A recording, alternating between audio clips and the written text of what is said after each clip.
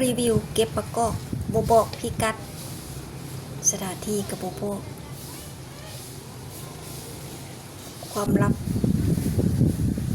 ต้นมันใหญ่สูงอะไรอยู่ใกล้บ้านนี่แหละ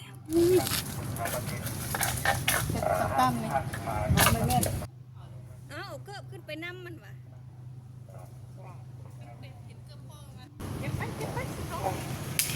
เก็บเอาแล้วก็ต้องอนามัยให้เพื่อนพร้อมโอ้ทำพริกไปเพื่อนละน้วยมันนี่ห่อเอาเลยพอดีฤดูกาลมะกอก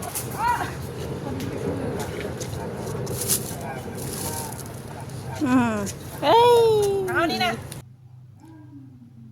เบาหลายเด้อจงไว้ให้เขาเนี่ยเอาจาก2-3 โลพอ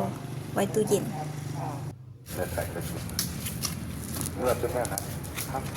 เก็บ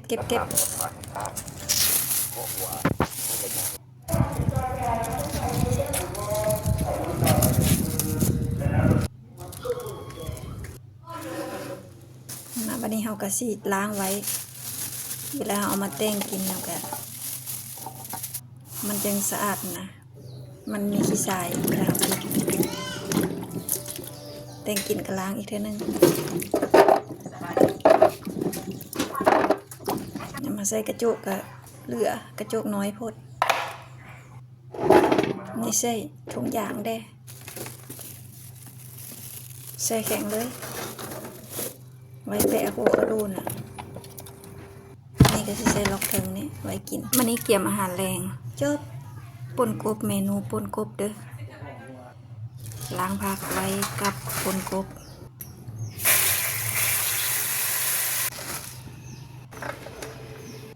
มีมะแข้งมีกระถิน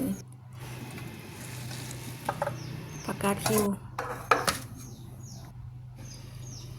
สมมูแซ่บตอนนี้ก็ได้ที่แล้วเขาอย่างจานเดียวผู้ใดสิเอาข้าวเจ้าเรา